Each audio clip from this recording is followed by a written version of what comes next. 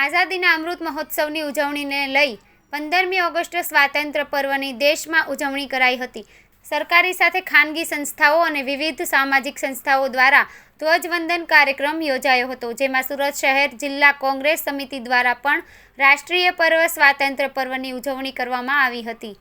15મી ઓગસ્ટે સ્વાતંત્ર્ય પર્વ સવારે નાનપુરા ખાતે આવેલ કોંગ્રેસ ભવન ખાતે કોંગ્રેસ પ્રમુખ ધનસુખ રાજપૂતના હસ્તે ધ્વજવંદન કરી રાષ્ટ્રીય પર્વ ઉજવાયો હતો. સાથે દેશભક્તિના ગીતો પણ ગવાયા હતા. આપ સૌનો આ તબક્કે સૌને મારી હાર્દિક શુભકામના, સૌને વધાઈ. જ્યારે આપણો દેશ આજથી 77 વર્ષ પહેલાં આઝાદ થયો તે પહેલાં આ દેશના જે આગેવાનો, આપણા સ્વતંત્રતા સેનાનીઓ, જેમણે દેશને આઝાદી અપાવવા માટે સંઘર્ષ કરીને પોતાના લોહીનું બલિદાન આપીને આ દેશની આઝાદી અપાવેલી, એમને આજે આપણે યાદ કરીને નમન કરીએ, એમને સતત નમન કરીએ.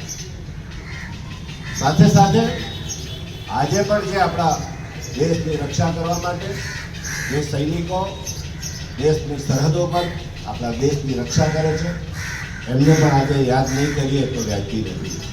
તેમને પણ આપણે સેલ્યુટ કરીએ છીએ, તેમને પણ આપણે નમન કરીએ. ભારત દેશની આઝાદીમાં કોંગ્રેસ પક્ષે આપણા દેશના મહાત્મા ગાંધીજી, જવાહરલાલ નહેરુજી, સરદાર વલ્લભભાઈ પટેલ, બાબા સાહેબ આંબેડકર, મૌલાના અબ્દુલ કલામ, શહીદ ભગતસિંહ, સુભાષચંદ્ર બોઝ એવા અનેકો આપણા સૈનિકો, આપણા રાષ્ટ્રના નેતાઓએ પોતાનું બલિદાન આપીને, પોતાનો સંઘર્ષ કરીને એમને આ દેશની આઝાદી અપાવી છે. સાથે સાથે જેમના નામો નથી બોલતા તે પણ જે શહીદ થયા છે, જે સૈનિકો સંઘર્ષ કરીને જેલ ભોગવી છે, યાતનાઓ ભોગવી છે, તેમને પણ આપણે યાદ કરવા પડે.